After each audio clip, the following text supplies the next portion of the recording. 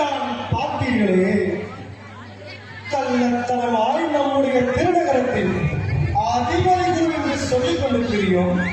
அந்த கல்லை